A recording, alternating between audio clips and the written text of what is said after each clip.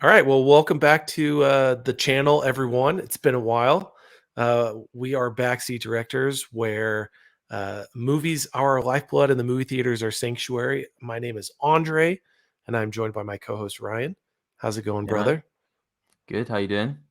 I'm doing good. I'm doing good. I know it's been a little while, and this is going to kind of be. I don't know. This is going to kind of be backseat directors of the Mega Movie Show just for a little bit until we kind of, get into our groove and our rhythm of what this channel is going to be and just kind of a recording schedule and everything that you guys can expect from here on out. But it's good to be back. A little bit of time has passed. Ryan and I, we've seen quite a few movies since. Yeah. But yeah, no, we've got a lot of things to talk about. This is something that I like the viewers should understand when it comes to you and I discussing movies. You and I text probably every day, and we are constantly talking about movies.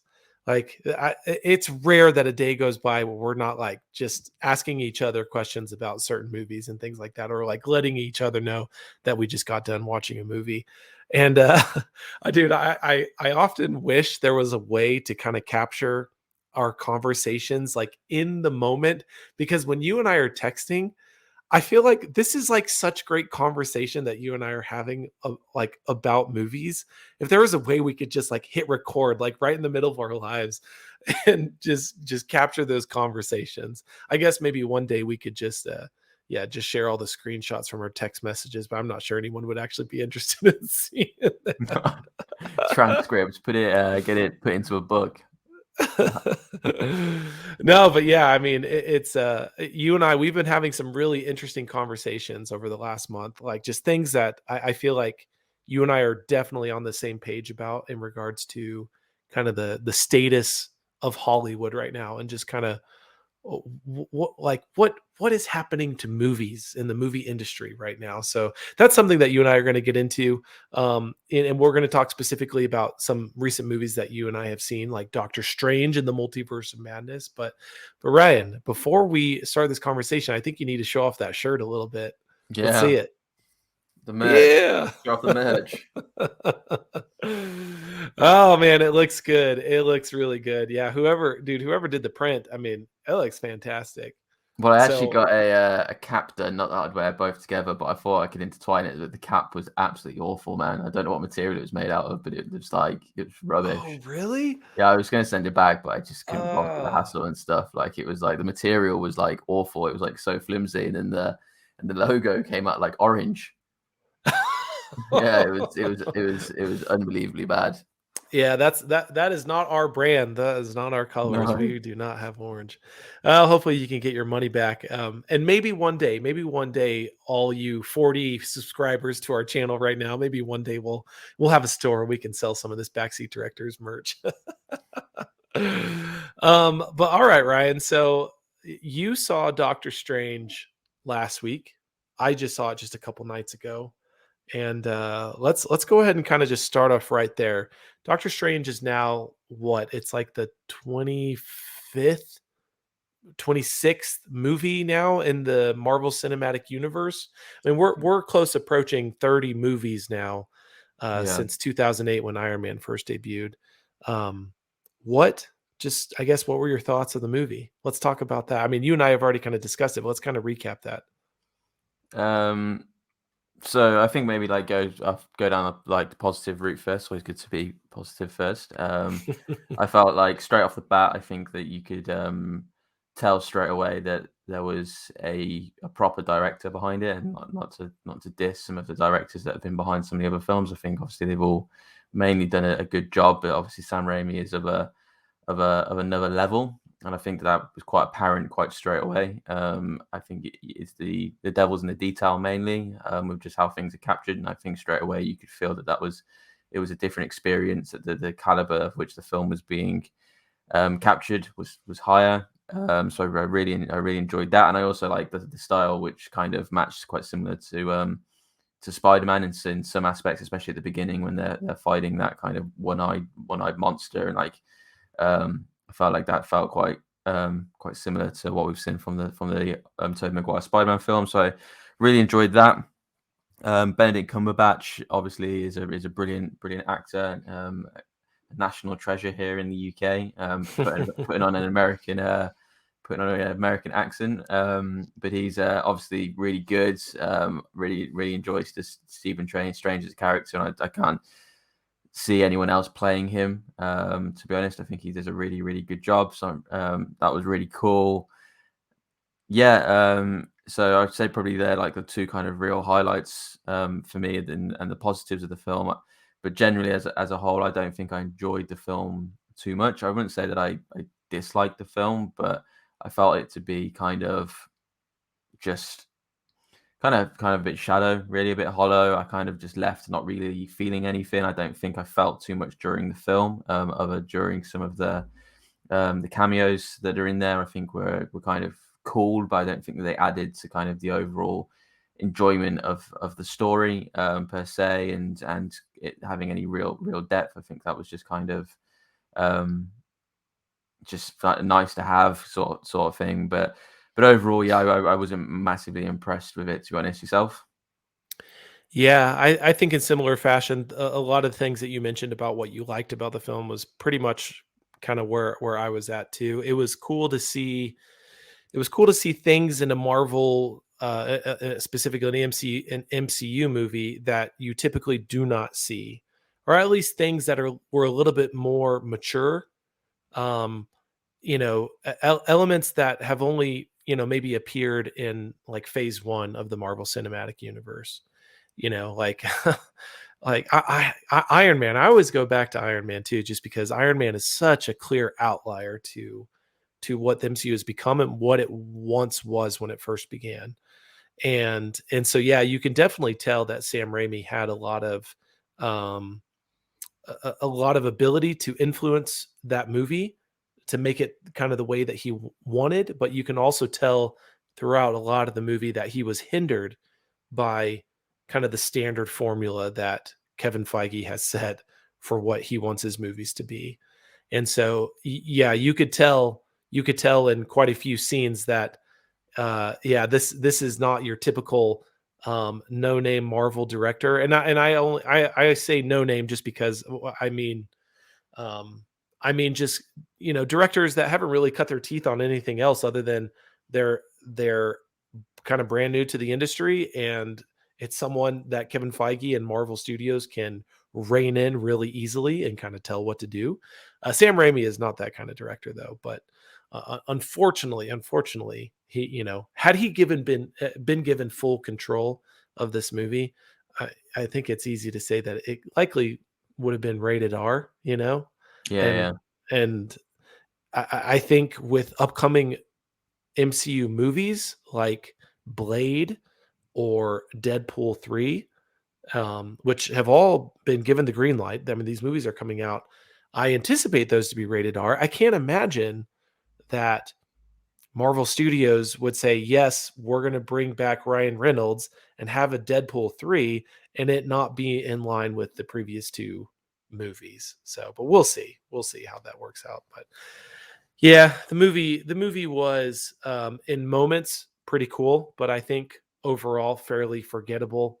Um, and I think most of that has to do with the fact that these movies are feeling episodic.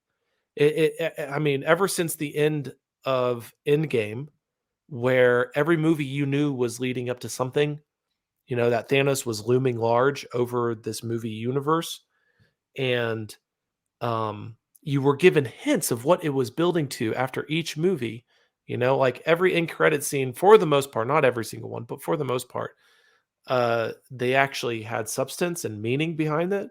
Whereas now, there doesn't seem like there's any direction from any of the movies. You think about Black Widow, Shang Chi, Eternals.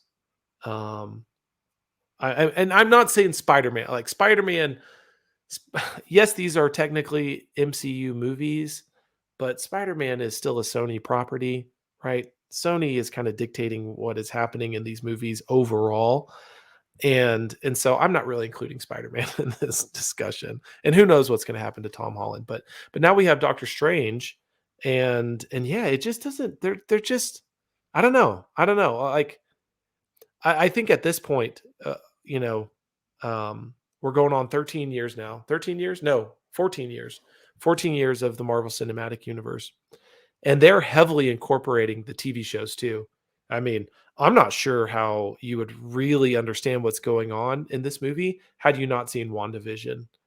Like, if you're not involved in the Disney Plus series of the MCU, I think you would be pretty confused about what's going on.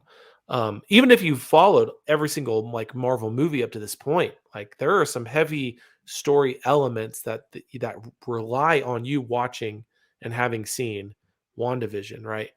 And so when the MCU is really requiring so much time and attention from its viewers in order to keep up, you have to really give us some incentive on why you want us to keep up, especially for people who are kind of maybe more my age or older who have been with this from the beginning. And I wasn't a kid when, I mean, I was in college when, the MCU started with Iron Man.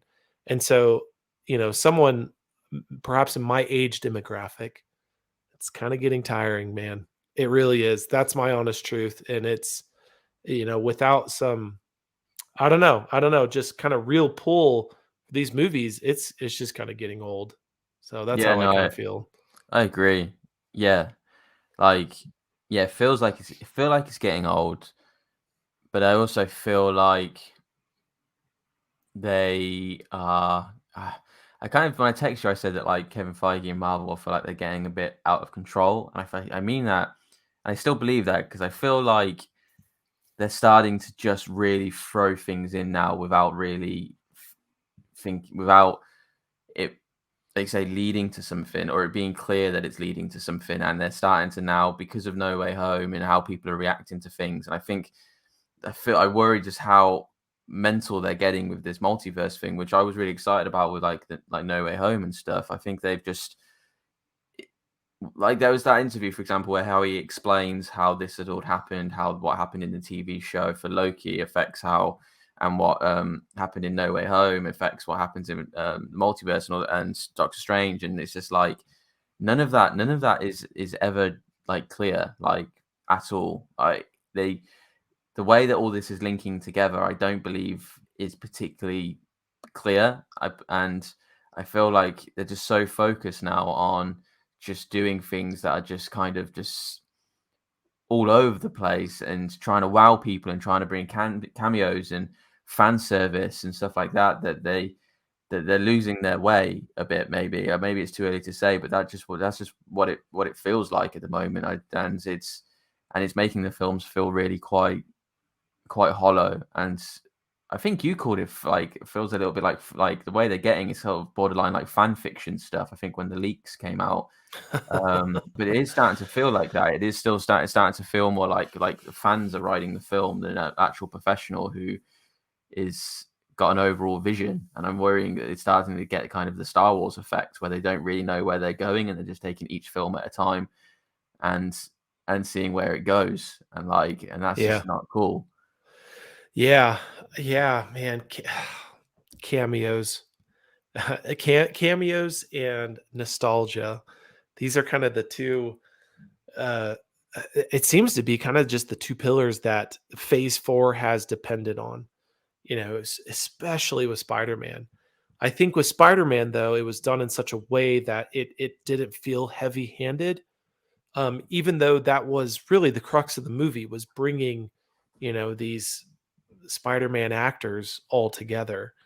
Um, and I can't speak from the comics. I don't know kind of how this relates to the comics, but and here's something that I've thought a lot about though, is because a lot of I don't know, there's a lot of people that attempt to use the comics in order to base their arguments on why they do or do not like a comic book movie, right? They'll use comic books as some sort of kind of the what's the word for it? It's like the thing by which all comic book movies must be patterned after, Hmm. instead of allowing um, a filmmaker to adapt comic book. stories and comic book characters in order to better fit a movie.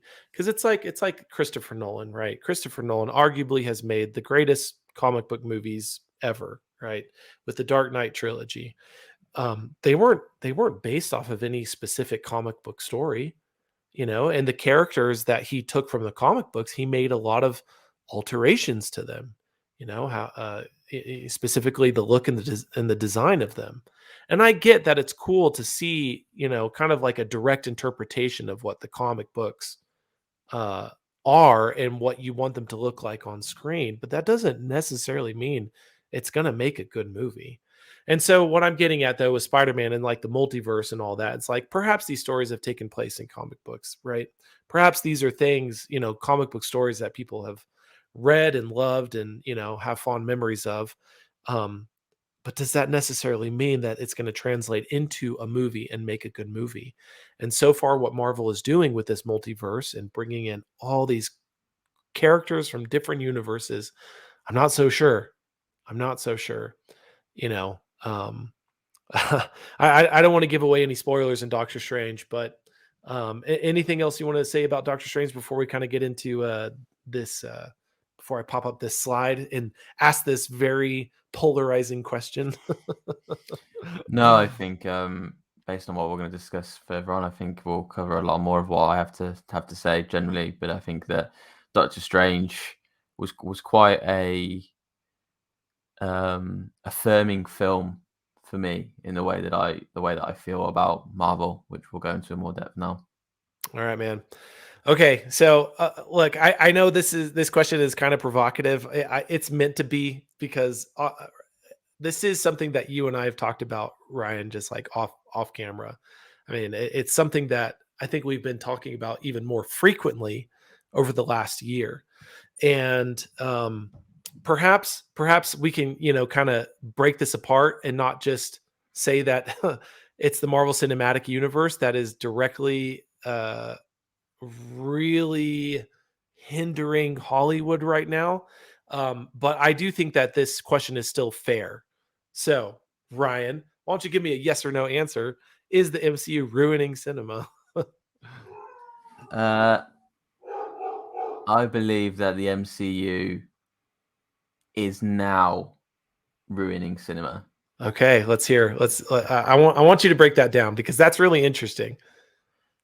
I feel that when the MCU started, it started off with good intentions and was something different and had actually carved a way into a new way of comic book films, which I think could have become like a lot of people have compared to westerns and stuff, and could have become quite boring quite quickly. So I think that they created something that was new and rich and exciting, and yeah, it was really exciting for cinema, and I was really excited about it and where it was going to go. So of course not. So that's how is what I've just explained ruining cinema? It's not.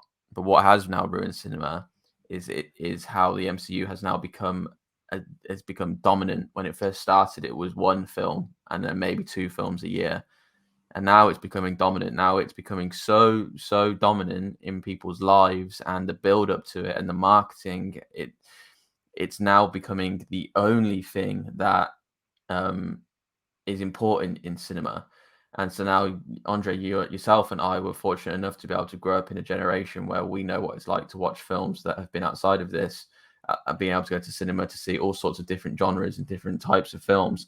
But now it's become so dominant in terms of in terms of just generally seeing films, but not even that. Like the way that it's dominating how the films are, the quality of films, and how the quality of films have seen, and that these are becoming the benchmark for a good quality of film, because reviewers seem to be in this thing of where they can't seem to review a Marvel film poorly. I don't know what it is. I don't know if Disney have a stronghold over them or something like that. But every film is always getting a very high review, and so therefore it's now creating a benchmark. When it's like, these, when it started, these films were never a benchmark. Like Iron Man was a really good film, and yeah, name all your other films that you like. They were good films to start off with. I liked The Incredible Hulk when that came out in Minority, but they're good. Fine, they were good films, but they certainly aren't the benchmark of a quality film should be. Steven Spielberg, Right. Christopher Nolan, Scorsese were laying the way of what a benchmark of a rich, good made film with good quality acting that is award-winning acting. These were the films, and these were what were important. And yeah, so that's why now I believe it, because of how dominant it's becoming, and the younger generation it's so clear how it's almost, I don't want to say poisoned, but it's whitewashed their whole view on what cinema is, because they've not experienced anything outside of it. Yeah, and that's dude, I think that's the crux of what I feel is what the MCU's influence has been, um, not just on the industry, but on movie-going audiences worldwide.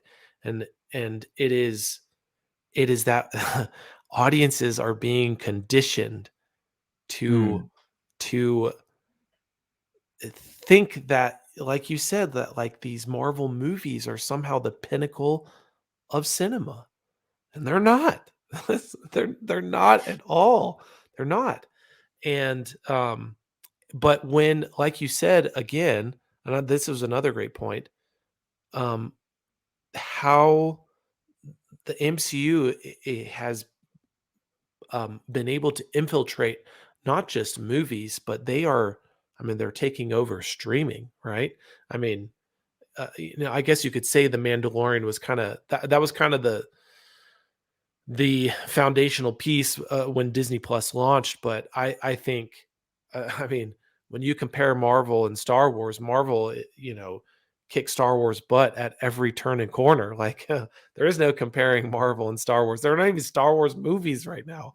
I don't even know when the next Star Wars movie is going to be. It hasn't even been announced. We don't know. Like there's so much just chaos with what's going on with Star Wars. But like Marvel is not just in movies now; it's on TV, and what it requires of you in order to keep up. I mean, what time is left for anything else, you know? And so we have this issue of quantity versus quality, and you could say, yeah, it's cool to see so many different characters within the Marvel universe get their own movies and things like that, but without these movies being connected and building to a larger story, like if you were to actually analyze and look at these movies independently, just to say, do they stand on their own? Man, I would say at least half, if not more, of the Marvel movies are not that good. They're just not good, and they're buoyed up by the fact that it's building to a larger climactic ending, like it was in Infinity War and Endgame. And so you have a more of an enjoyment of these other movies because it's leading to something more. And so just kind of like how we consume um episodic television, and we'll get really interested into a series, and even though a series might have a few episodes that are kind of slower, not as good as the others, we know that this series is building to something, and so we are usually forgiving of those slower, more boring episodes, because we know we're still getting somewhere, in the hopes that the climax of this series is going to be incredible, and so getting there, it's going to be worth it. But see, that strategy, or that kind of uh, movie making um, process, I guess, has now been it's been taken from TV and put into movies. I mean, because that's what Marvel is. I mean, all these movies, they're episodes. They're just episodes in the kind of a larger story. At least the what do you call it? The Infinity Stone saga. Um, again, I'm not really sure what they're doing with Phase 4, but yeah, man, I it's it's unfortunate because I do like, the more you and I engage on Twitter with, all the random people that love to comment on movies, um, I notice like in people's bios and things like that, a lot of the younger people, uh, this is all that they care about. It's just Marvel. And to it's them, almost Marvel like is it's like, almost religious to them in a yeah. way. They don't have any understanding, like you said, like kind of us coming from an era before Marvel, where we were watching movies before Marvel. We would go to the theaters to see movies that weren't Marvel.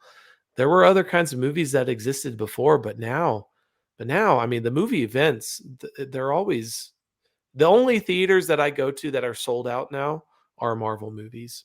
That's it. No other movies sell out. Not even close, you know. I mean, maybe Mhm. Star Wars was, but I mean, the last Star Wars movie that we got was, I don't know, when was that? 2019. It's Well, been like I can't remember what they're called, like the ones that were fitted into the the Skywalker timeline sold out, but anything that was outside of it, I don't think. Like Han Solo was a flop, wasn't it? Solo was a flop, and I remember I saw that opening day, and I was not in a sold out theater. Yeah, Mm, definitely. same. Yeah. So, you know, so Doctor Strange. Here we go. Doctor Strange. I really like the first one. The first one, directed by a different director, Scott Derrickson. I thought he did a great job with that movie, and I think that's one of the few movies that can stand on its own, that you don't need to watch in the context of the larger story that's happening within the cinematic universe. I genuinely think it's a good movie, right? Um, and now, I, I just, I don't know. I think okay, so you know the saying that some things can get so large that or you're too large to fail. It's kind of like the idea of the Yeah. Titanic, right? That some things are just so massive, there's no way they can fail. Well, I was listening to this Jordan Peterson talk just today this morning, and he was talking about how that's not the right way to look at it. That actually the accurate way to look at it is that things will get so big that they are destined to fail. Okay, that because they become so big, it's inevitable that they will ultimately fail. And I feel like that is where we're at right now with the MCU. Not saying that it's failing. Obviously, it's not. Like the box office for Doctor Strange is killing it right now. It's going to surpass the entire box office of the Batman in 2 weeks. Like in 2 weeks of running, it will have surpassed the Batman. Okay, and the Batman was by far and away like the biggest movie of the year so far.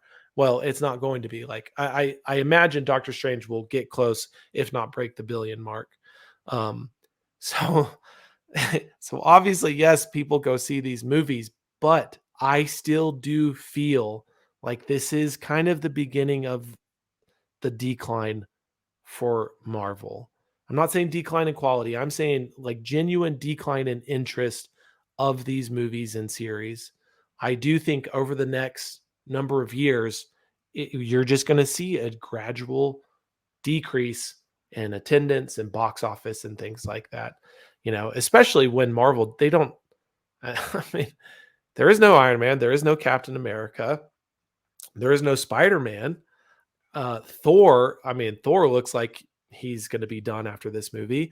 And the Guardians of the Galaxy, we know this is the last Guardians of the Galaxy movie that James Gunn is directing. And so, you know, what does Marvel have that they, can continue to gain or to maintain people's interest? Like, is the Fantastic Four going to do it? Like, is it going to be X-Men? I mean, I don't know. I really do feel like this is kind of the beginning of the decline of the MCU, and I think the MCU's best days are behind them. Yeah. Uh, I think I can only agree with that if I just look at myself, because obviously we don't have data in front of us. We don't have all the hard facts. And you probably, if we had Kevin Feige on the show right now, he would say you're mental. The numbers are already going up. But I Of think course, no, of course. if we look, if you and I look internally, and I actually take one of my best friends who I always go to cinema with, is like, I didn't see this film on the day it came out, and I see every Marvel film the day it came out. I wasn't particularly bothered. I saw it on the weekend. And my best friend that I've seen it, he couldn't make it, and he's now not seen it yet, and he hasn't rushed to go see it as of yet. And we would see every Marvel film straight away. You were very similar. You've only just seen it a couple of days ago, and we were fan. And I know that's obviously a 0.00001% sample size of the people that go see films, but we were this opinion is coming from fans that have been quite loyal to Marvel, to fans that have on the whole seen these on the days they've come out through the whole of, like you say, 14 years, and that's a lot of commitment. And like I said, I could honestly say that I think I've seen every Marvel film on the day they've come out.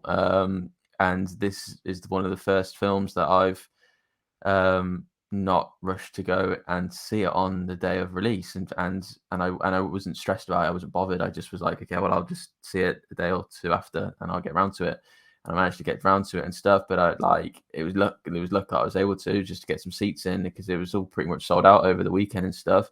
And I wasn't that bothered if I was going to be able to make on the weekend. I would have just seen it midweek. And I just think that I can only base this opinion off of how I feel, and I am one of those people that have seen it on these films on day one. So yeah, like, and I don't feel like we're the only ones that would feel like that. And the end starts somewhere. And I think it starts with people like us, of an older generation, who are feeling that this is getting a bit old, and now start not going on those first days. And I think that is a very small, like, detail, suggestion that it could well possibly be the beginning of the end. Well, and so, and I mean, I have a couple theories as to why um, I feel this way, because I mean, it really is a gut feeling. Because okay, the MCU started in my early 20s. Okay, so I was a good key target demographic when those movies are coming out. Right, male, young, like these are action comic book movies. Like I am the target demographic. Right. Well, this is, now 14 years later. Okay, 14 years we're talking about. Okay, obviously there were younger people, you know, ages 12 to 18, that were there at the beginning of the Marvel Cinematic Universe, who are now, in their late 20s, approaching 30. Okay.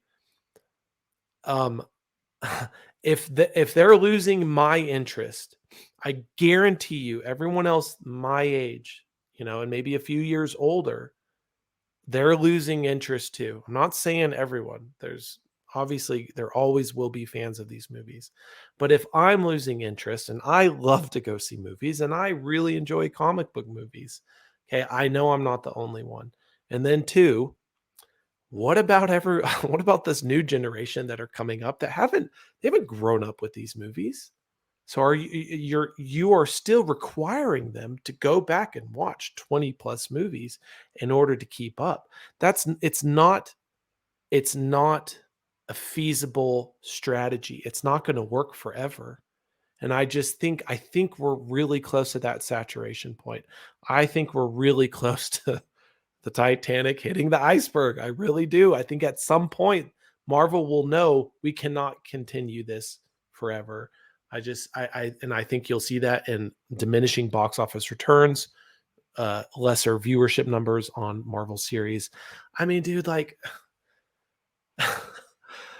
I I I'm really not that interested in the new Thor movie. I genuinely don't have much interest. I think my wife will want to go see it because she's a big fan of Taika Waititi, Chris Hemsworth.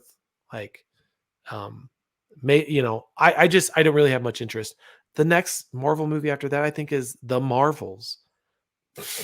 I'm not going to go spend money to go see that movie. I'm not going to go see that No, movie.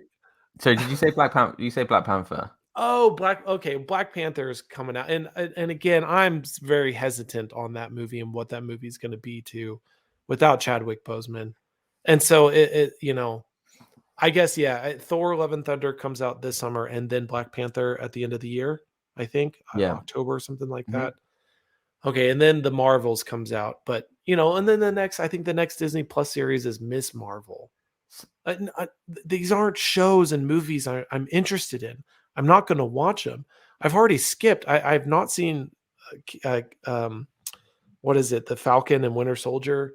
I have no interest in watching that. I have not seen Moon Knight. Like, I just my time. I am finding myself choosing things I would rather watch instead of Marvel. Okay. as opposed to maybe 5 or 6 years ago, I would have prioritized Marvel to watch these things. Not anymore. Not anymore. No, I'm not going to watch Miss Marvel. I have no interest in watching the No. Marvels either. Like, and so, I know I'm not the only one. So, Yep. okay. This, Rye, was a quote that I shared with you yesterday. I thought this was fascinating.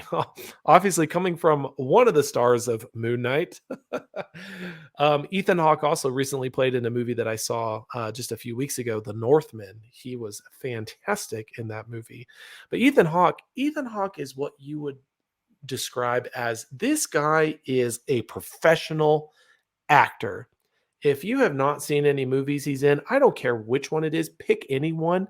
This guy is impressive. He's incredibly talented. He plays in all types of genres of movies. He's not typecasted. This guy is incredibly talented. So I value and respect a lot of the things that he says when he comes out and says it. So this was in an interview that I just saw this clip yesterday on Twitter, and yeah, so I just kind of wanted to point this out because it already goes with what you and I have been saying.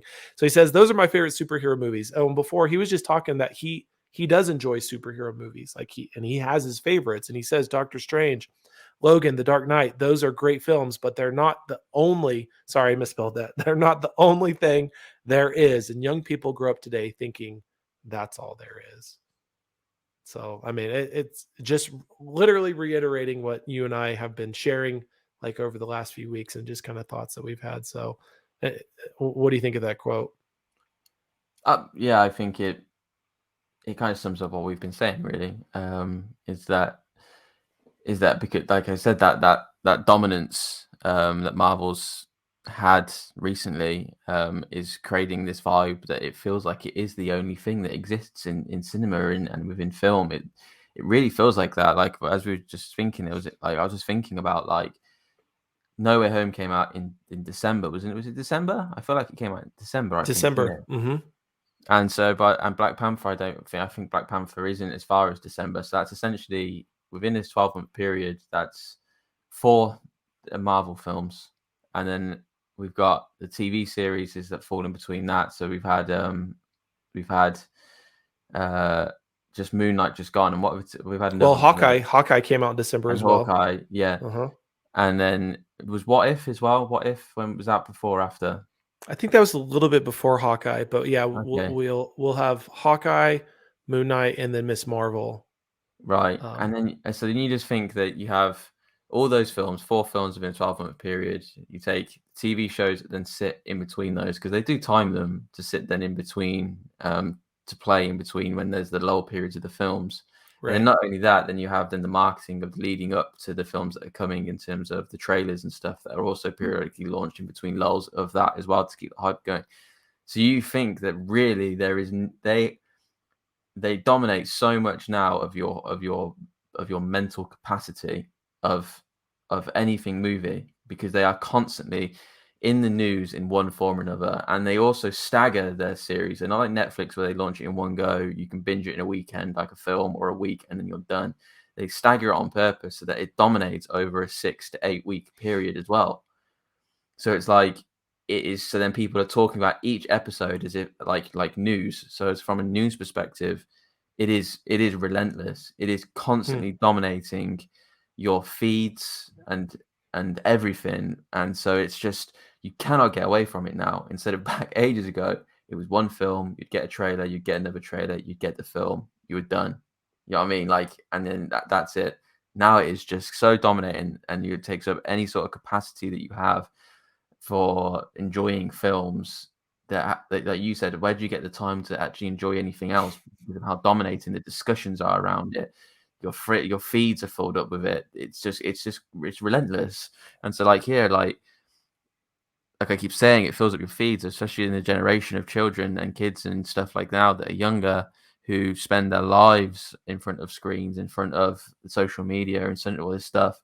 Like they've got no time to look at anything else, and therefore that's why they think this is why this quote is so great. Is that it's just they seem to think that it's the only thing around, but I don't begrudge them for it because it's made to feel that way.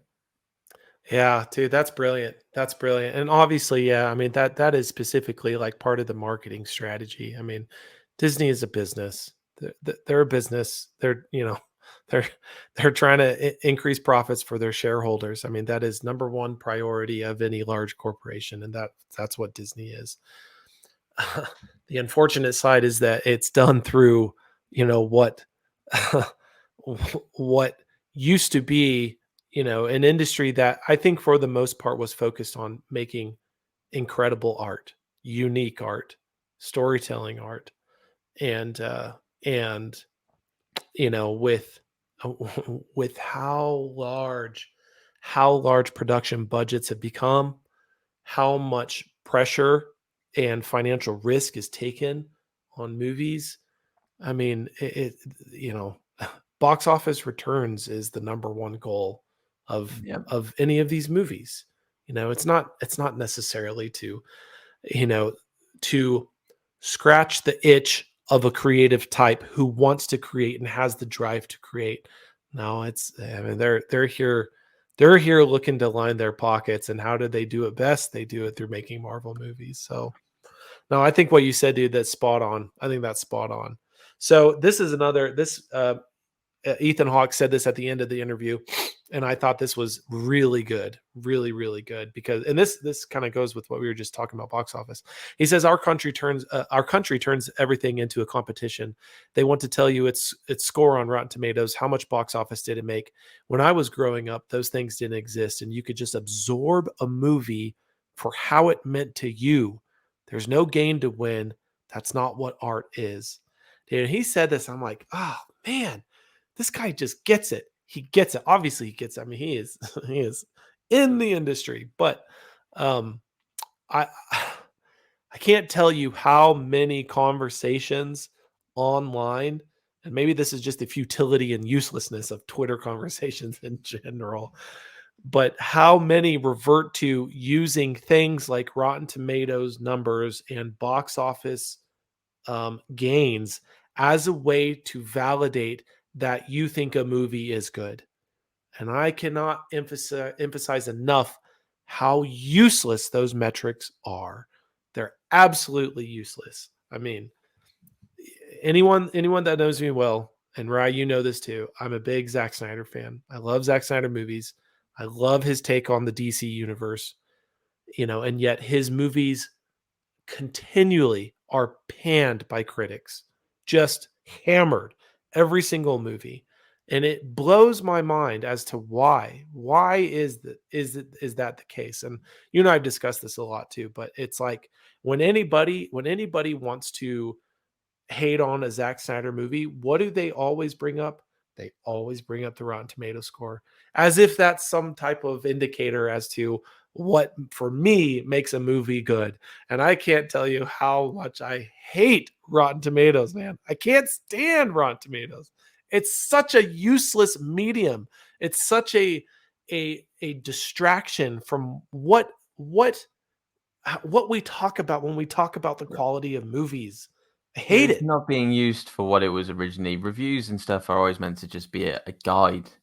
They're not supposed to be a dictation of quality, and it's supposed to just be a guide for people to go. If you don't see films very often, you want to go to cinema. What's good out now? Do you know what I mean? And just not like Ethan Hawke. This interview is genuinely brilliant. It's not.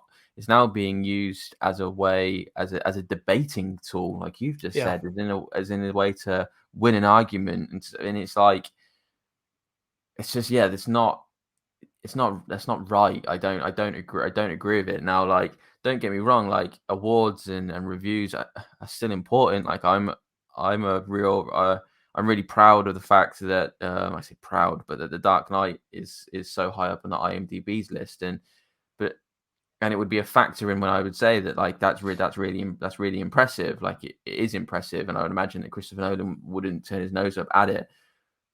But I wouldn't then start saying to someone that it wins and it's the best thing. It like and that it's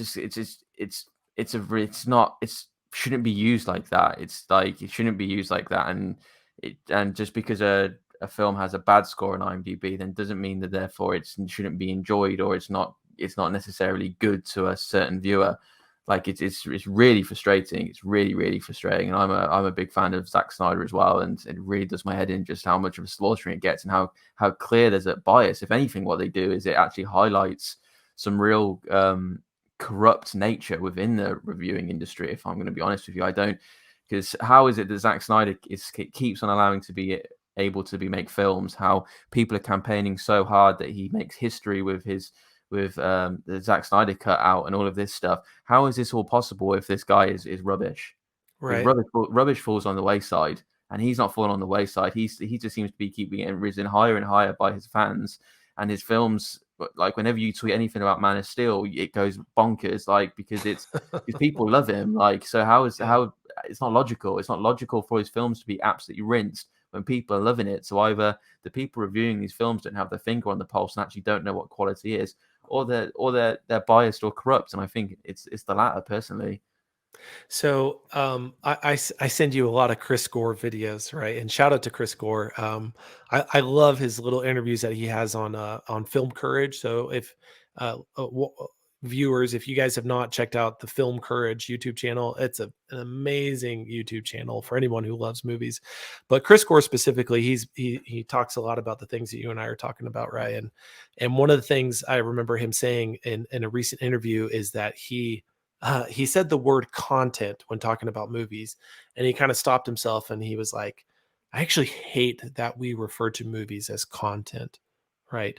Whereas movies are supposed to be kind of this expression of is creative expression from filmmakers to tell a story, right? And do it in a way that fits their vision, right? So it's supposed to be this unique art form that's specific to the filmmaker themselves.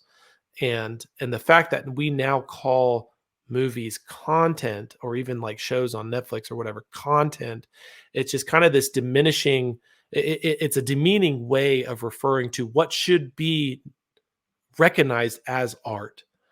But see, I'm not necessarily sure I would ever call, not every Marvel movie art, though. To compare, to compare, Ant-Man to something like Inception. I mean, there, one is art and one is not. They're both movies, but it's like the categories, like they're both movies, but they're not both art. Like there's a significant difference in experiencing those movies, right? And so when it comes to reviews, the thing that I feel so passionately about, passionately against, is any type of numerical value assigned to a movie, because they're so arbitrary, they're so ambiguous. There's no real structure as to how we rate movies and assign a certain number or star rating to them. And so instead of someone figuring out how to express how they feel about a movie through words and enticing someone to read the article, what people will do is they'll just go look and see what star rating did you give it. That's all I want to know. Did you give it a 3 out of 5? Is it a 4 out of 5? Like, that's all I want to know.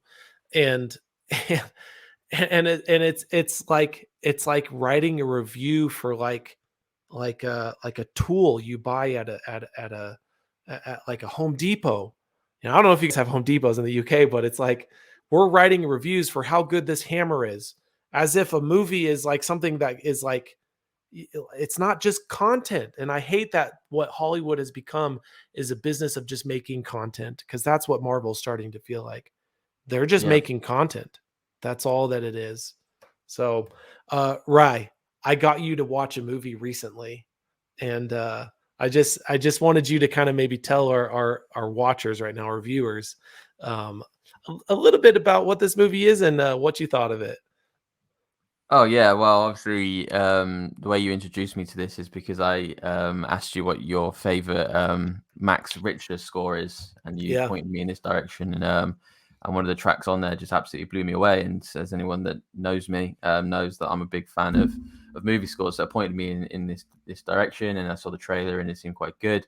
But yeah, it's a really educational film about essentially the the war. It's a war, really, essentially between the Native Americans and the U.S. cavalry, really, and kind of just how they see each other and the brutality between them. And Christian Bale's character is part of the U.S. cavalry, and he's tasked to actually take a prisoner of 7 years and a leader of one of the Native American tribes back to essentially their homeland, so that he can be buried because he has cancer, and so that he could be buried there, and that they would respect that. But because he's had such a poor history with the natives and some of the real damage that they've done to his friends and his comrades, it's a really tough decision for him to be able to do in a real conflict. But on that journey, it's an awakening for him to really realize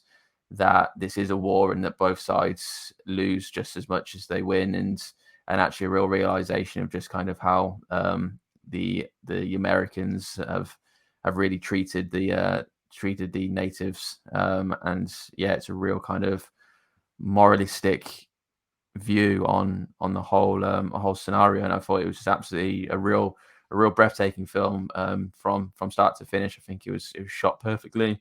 It was so captivating, and the way that it was shot, it really drew you in. I thought the acting is brilliant. Obviously, I had Christian Bale in, and he's a world-class actor, and he performs perfectly in this movie. And as I mentioned before, I was drawn to the score, and that was great, and it was unbelievably educational in regards to just really highlighting the brutality of kind of how the US cavalry treated the natives and stuff. I think just in every aspect of this film, it was so meaningful and so deep. And it was only a few days after I'd seen Doctor Strange had I watched this film, and to be honest, I don't think it did Doctor Strange much favors, because it really opened my eyes to just how I'm not watching enough of these films, and just actually how much these films really do have an impact on the viewers, and how it had an impact on me, and how little films like Doctor Strange does. And I really want to try and get back to watching more films like this, because they do really kind of can really change your life, to be honest. Like, this film will be a film I won't forget, and a score will be something I will listen to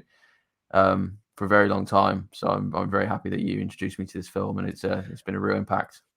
Dude, I can't tell you how pleased I was that you liked it, because, and I mean, I was confident that you were gonna like this movie, because I genuinely believe it is a brilliant movie. But I was very pleased that you liked it, because it is so different. It's so different than what we normally get, in from Hollywood these days. And the movie is called Hostiles. Hostiles came out, I think, Christmas Day 2017, so right at the end of the year. And I think they did that to push it out in order for it to qualify for the Oscars, in 2018. And it was unfortunate, because it was pushed out very quickly with not much fanfare. I saw it, I think, the first week of January, because it had a very limited release on Christmas Day, and then it opened wider after the new year. But I think a lot of people missed this movie, and it is an incredible film. It's something that I am happy to call a film, because it feels like a film. It's not just a movie; it's a film. And yeah, like you said, I mean, it's full, dude. It's full of just A-list actors. I mean, obviously Christian Bale, but Rosamund Pike. I think Rosamund Pike she is on a very awesome upward trajectory with her career. I mean, freaking Stephen Lang. Stephen Lang is, I don't know if anybody knows, Stephen Lang is the bad guy from Avatar, and he's I think he's going to be back actually in the Avatar sequel. It has Jonathan Majors. Jonathan Majors is definitely making a name for himself. It has Timothy uh, Chalamet. yeah, Timothy Chalamet. It's got what's his Is he's that married to the guy that? Kirsten Dunst. Married to Kirsten Dunst. Yeah, he plays Todd in Breaking Bad. Yeah, dang it. Why am I blanking on his name? Everybody's yelling at us right now in the video. But so the American Indian chief, the actor is Wes Studi, and he stars in The Last of the Mohicans. So I mean, it's got such an incredible cast, right? And yeah, I can't say it better than you did, man. I think this is a movie. If you guys have not watched it yet, if you watch it, it will remind you of what movies can be. And so, yeah, man, I'm so happy you like this movie. But Hostiles, fantastic movie. Um, Here, let's whoops, let me go back to over here. Okay, so um, we're kind of wrapping up here a little bit, but Rye, what do you think? What do you think is the solution to what kind of this? I mean, I'd call it a rut. It's kind of a hole that Hollywood Mm. is in right now. I mean, do you think this is something that will play itself naturally? Like it will play itself out naturally in terms of just audience interest, box office returns, and things like that? Or is there?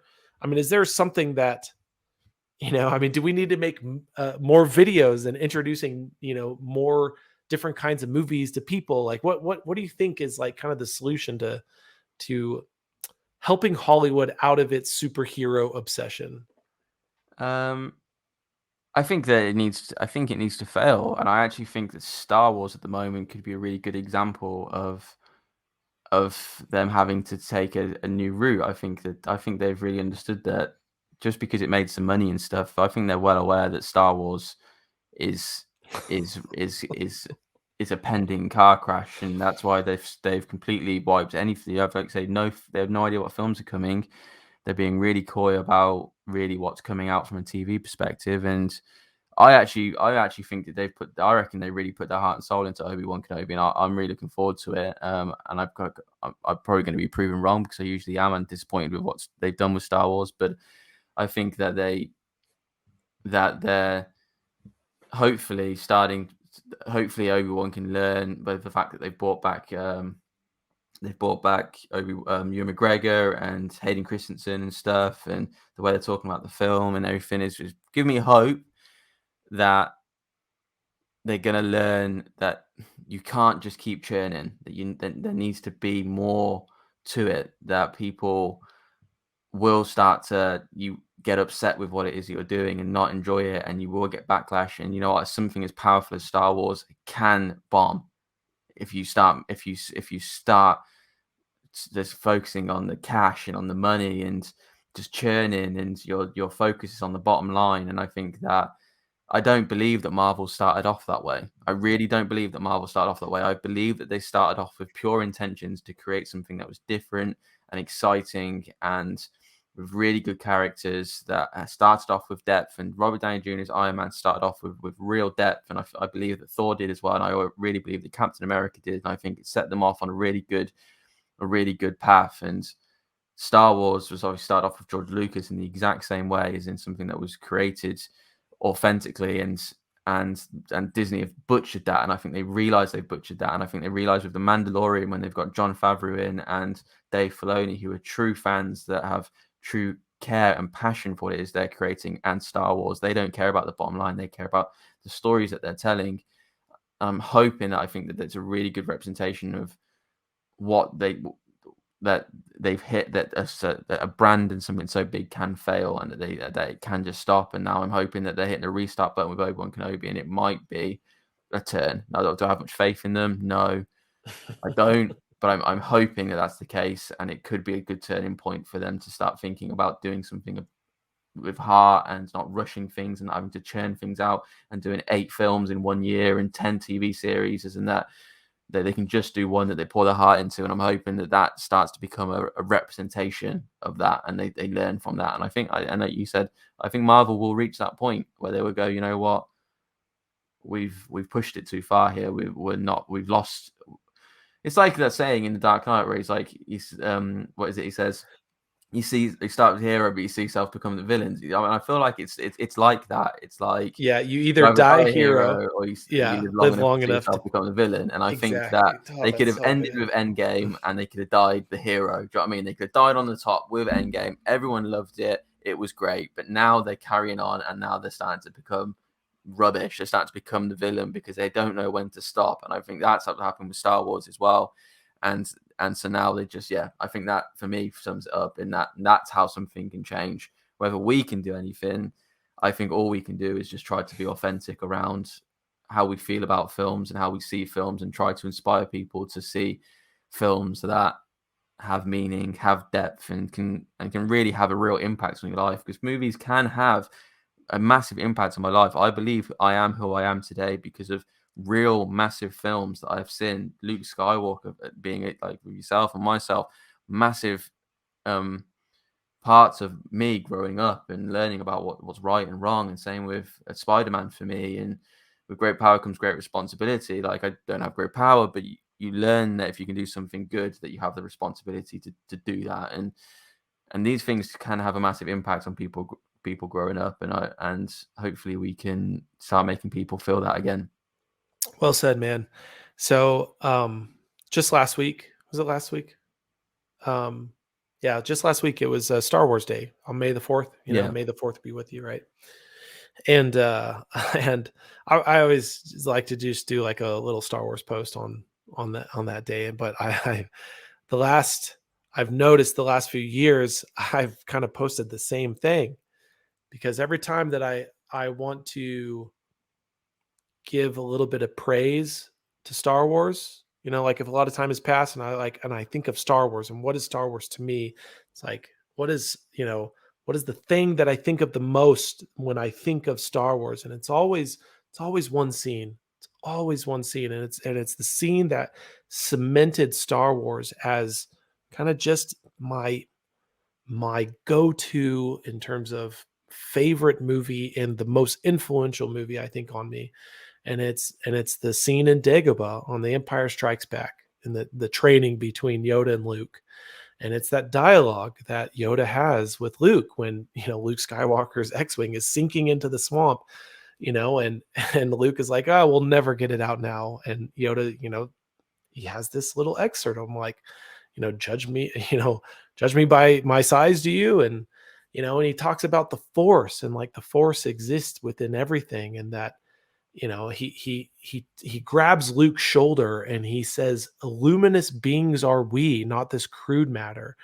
Just these deep, prophetic, just profound types of beautiful writing and storytelling that are just like etched into my heart. Like anytime I think of Star Wars and I just want to, like, this is why I love Star Wars, I always think of that scene, right? And the other day I was um I love Legos. Yes, to this day I love Legos, and they're so fun to collect. Um they Legos, I think Legos, their best line of Legos that they always sell every year is Star Wars. Like Star Wars is their number one selling line always, right? And every year around Star Wars Day, they introduce new sets of Legos, for the year. Like these are the new ones that we're coming out with. I think they had like around 15 new Star Wars sets, and a lot of these are premium, like very expensive Legos, right? Like $500 sets, Yeah. right? Like expensive. Okay, like 15 new sets, right? Guess how many of those sets were from the sequel trilogy? Just take a guess. None. None. Not one. Not Because one. it's a failure. It's an absolute failure. Not one, right? And I mean, Star Wars Legos, everyone loves Star Wars Legos. Anyone that's a fan of Legos loves Star Wars Legos. Anyone that's a fan of Star Wars usually loves Star Wars Legos. Like it's like these are hotcakes at Legos, okay? Brand new sets, lots of marketing push behind it. Not one was from the sequel trilogy. All right. I think 10 of them were from the original trilogy. 3 of them were from The Mandalorian, and 2 were from the prequel trilogy. Like it is clear as day. It's clear as day how much of a failure Disney's sequels trilogy was. And and it just, so I'm with you, man. I'm with you. I think um Disney specifically is at kind of a crossroads with Star Wars, and I hope they've learned their lesson. I'm not sure that they have. I haven't seen any evidence of the contrary. Hopefully, when they do make their next movie, it will be with every lesson learned from the sequel trilogy failures. And with Marvel, you know, I I always share movies that I love with the people that I talk movies with, you specifically, and I think it is incumbent upon us that love to go see movies and go to the movie theaters and things like that to branch out to ensure that we're trying to go see different kinds of movies, things that are, maybe not necessarily in our wheelhouse or things that we necessarily go and see. Just to kind of just have that diversity of storytelling and experience in terms of movies. And so, you know, um, like the Northman. I mentioned the Northman a little bit ago. Dude, the Northman was a crazy movie. It was a crazy movie, and unfortunately, it's not doing so great. I think it's going to get an early release on streaming, just because it just and it makes me sad because these are great movies. Hostiles is an incredible movie, but these aren't movies that get a ton of attention. So But I think at least I reckon Top Gun's going to be big. At least that's going to shake it yeah, up.